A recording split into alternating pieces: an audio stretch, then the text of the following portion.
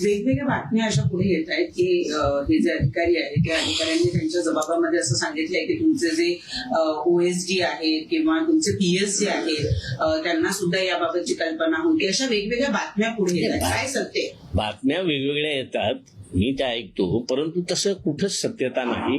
आणि राजू डेरंगे यांनी सुद्धा असं कुठल्याही प्रकारचं सांगितलेलं नाही. त्यांनी स्वतःसाठी मी घेतले अशाच पद्धतीचं त्यांचं वक्तव्य आहे. तुमची सुनेत्रा पवार यांची भेट झाली. खरं तर सध्या तुमच्यावर प्रचंड नाराजी व्यक्त केली जाते अशा पद्धतीची माहिती समोर येते. सुनेत्रा पवार तुमचं काय बोलून झालं? पक्षातून देखील एक नाराजीचं सूर आहे. नाही, नाराजी म्हणण्यापेक्षा झालाय तो प्रकार मला सुद्धा न ऐकण्यासारखा, न म्हणजे खपून घेण्यासारखा असा असल्यामुळे ते पक्षाचे प्रमुख आहेत.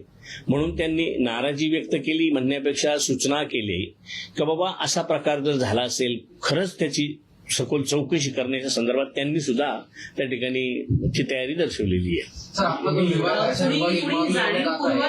कुणी जाणीवपूर्वक आपल्यावर आपल्या काहीतरी कारस्थान करण्याच्या दृष्टीनं हा सगळा प्रकार केला जातोय का?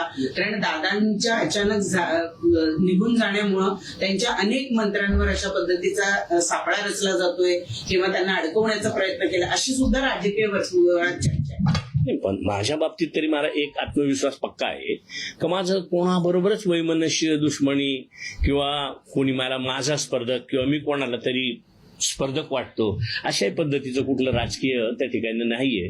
त्याच्यामुळे माझ्या बाबतीत मला आत्मविश्वास आहे की असं कोणी मुद्दाम होऊन बदनाम करतं असा प्रकार तरी नाही. मधल्या काळात एक चर्चा खूप मोठ्या प्रमाणामध्ये होती की मधल्या काळात एक प्रचंड प्रमाणामध्ये चर्चा होती की पृथ्वी नरहरी झिरवाळ यांचं मंत्रिपद काढायचं आणि जे इच्छुक आहेत त्यांच्याकडे द्यायचं, आणि ते इच्छुक होण्यासाठी खूप प्रयत्न करतायत आणि ते इच्छुक पण दबाव आणण्याचा प्रयत्न करतायत पक्षांतर्गत सुद्धा आणि पक्षाच्या बाहेर सुद्धा वरिष्ठ नेत्यांच्या साथीने. पण मला तरी वाटतं का मुख्यमंत्री महोदय शेवटी हे अधिकार काढणं, दुसऱ्याला देणं हे मुख्यमंत्री महोदयांच्या कब्जेत असतं किंवा अधिकारात असतं.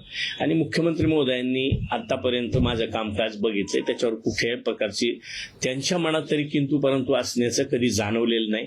त्याच्यामुळे तोही प्रकार होणार नाही. आणि माझ्या स्वपक्षातलं असं तरी मला वाटत नाही की बाबा कोणी माझं मंत्रिपद काढून आणि कोणाला तरी हवं याच्यासाठी माझी बदनामी करतील असं मला अजिबात वाटत नाही. मुख्यमंत्र्यांशी बोलणं झालं का? विश्व निर्माण केले, त्यांनी मेहनत मोठ्या प्रमाणात घेतली असं सुप्रिया सुळे म्हटल्या. त्यामध्ये की मी त्यांना संपर्क करण्याचा प्रयत्न केला काल, पण माझं तुमच्याशी बोलणं नाही झालं आणि 6व्या मजल्यावरून 3ऱ्या मजल्यावर कारवाई करण्यात आली अशा प्रकारचं सुप्रिया सुळे आता दिल्लीत बोलताना म्हटलं. नाही, तसं ताई म्हणले असतील त्यांचं. मी तसं आम्ही एकत्र पक्षात काम केलंय किंवा इतर पक्ष जरी असतील तरी एकत्र काम करताना 2004 सालापासून शिवसेना असेल, भाजप असेल किंवा राष्ट्रवादी असेल, काँग्रेस असेल, ह्या सगळ्यांनी मिळून आम्ही एकत्र काम केलंय. ते कामकाज करताना त्यांनी प्रत्येकाने माझा अनुभव किंवा मला पाहिलंय. त्याच्यामुळे सगळ्यांना माहित आहे की बाबा मी चुकीचं करणार नाही. म्हणून सगळेच जण, म्हणूनच मी म्हणतो का मला असं कोणीच मुद्दाम होऊन काहीतरी बदनाम करायचं म्हणून करेल असं माझा तरी संशय नाही. मुख्यमंत्र्यांचं बोलणं झालं का? मुख्यमंत्र्यांशी चर्चा? सीएम साहेबांबरोबर माझं बोलणं नाही झालेलं, मी बोलणार आहे.